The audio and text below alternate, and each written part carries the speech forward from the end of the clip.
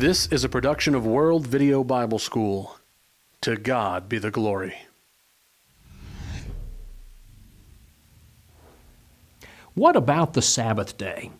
Should Christians today be keeping the Sabbath? Should the Sabbath be our day of worship? First, let's establish when is the Sabbath day. According to Exodus chapter 20 and verse 8, the Sabbath is the seventh or last day of the week. Listen to the text. 6 days you shall labor and do all your work, but the seventh day is the Sabbath of the Lord your God. In it you shall do no work. Now, we of course understand that the seventh day of the week is Saturday. And so that's our question. Should Christians today set aside Saturday as a day of rest and a day of worship? And friends, the answer to that question is no. Now, very quickly, I want to set forth 5 reasons why we are not obligated or required to keep the Sabbath today. All right, reason number 1. The Sabbath did not apply to anyone prior to the giving of the 10 Commandments. Now, the reason this is important is because people today who seek to bind the Sabbath day, they will argue that the Sabbath has always been binding on mankind. They suggest that from the creation of the world, man has always been required to keep the Sabbath day. But friends, such is simply not the case.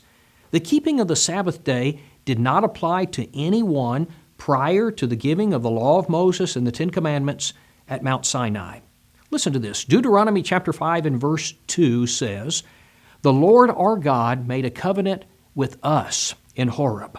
The Lord did not make this covenant with our fathers, but with us, those who are here today, all of us who are alive." You see, this law that was given to Moses, which included the Sabbath day, was not given to mankind prior to Mount Sinai. In fact, nowhere in the Bible is there any hint that people practiced the Sabbath day from the creation of Adam until the time of Moses. All right?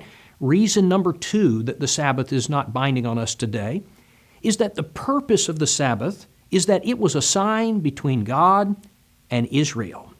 Exodus chapter 31 and verse 16 says, "Therefore the children of Israel shall keep the Sabbath, to observe the Sabbath throughout their generations. As a perpetual covenant, it is a sign between me and the children of Israel forever." Friends, this passage very specifically states that the Sabbath was for Israel. And again, never prior to this do we read about men keeping the Sabbath or about God binding the Sabbath. And it's very interesting that after the New Testament law, the law of Christ, was given, never again do we find people keeping the Sabbath or a commandment to keep the Sabbath. Okay? Reason number 3 that the Sabbath is not binding on us today is that the point of the Sabbath was to remind Israel how God had delivered them from Egypt. That's what the Sabbath was all about. Immediately after God commanded the Israelites to keep the Sabbath, He says this in the very next verse, "And remember that you were a slave in the land of Egypt, and that the Lord your God brought you out from there by a mighty hand and by an outstretched arm. Therefore," here's the reason for the Sabbath, "therefore the Lord your God commanded you to keep the Sabbath day." Deuteronomy 5:15. Now, what's my point? My point is that this was something special between God and Israel. It has nothing to do with Christians today. Okay, point number 4. A 4th reason that the Sabbath is not binding on us today is that the cross of Christ took away the Sabbath day as being binding on God's people. The cross of Christ did away with the Sabbath. Colossians 2:14 states that the law of Moses, the old law, was taken out of the way because Christ nailed it to the cross. Now, I want you to listen to verse 16, 2 verses later. "So, in light of the fact that the law was nailed to the cross, so let no one judge you in food or drink or regarding a festival or a new moon or Sabbaths." Friends, the New Testament specifically tells us that the Sabbath day was nailed to the cross, and in light of that, it is no longer binding, and no one has the right to judge us with regard to keeping it. Okay, number 5. Here's a 5th thing for us to consider. What about this idea of a Christian Sabbath. It's sometimes argued by people today that the Sabbath has not been done away, but rather it has been changed from Saturday to Sunday. Friends, first, the Bible nowhere uses the terminology Christian Sabbath. This phrase is something that has been created by man.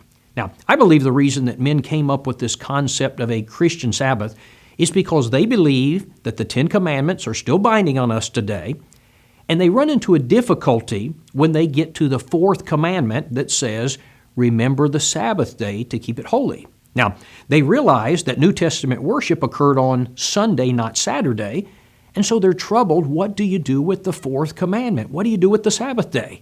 And so arose the concept of the, quote, Christian Sabbath. But friends, if we understand that the Ten Commandments were nailed to the cross along with the rest of the law of Moses, then this difficulty goes away. Now, someone says, does that mean that you believe that the other 9 commandments are not binding today? Certainly they are binding today, but not because they're a part of the law of Moses, but rather because 9 of the 10 commandments are included in the law of Christ as a part of the New Testament. You know, this concept of a Christian Sabbath is unscriptural. It was never practiced by New Testament Christians. Dear friend, the early Christians always met and worshiped on the first day of the week.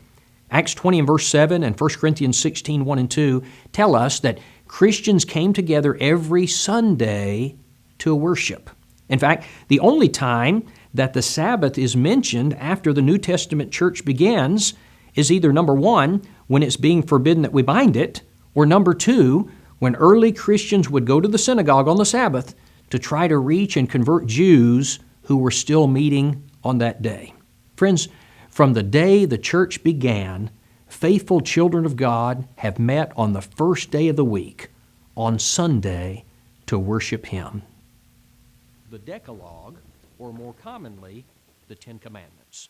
The Ten Commandments can be found in Exodus chapter 20, verses 1 through 17. They were given to Moses and the children of Israel at Mount Sinai shortly after their exodus from Egypt.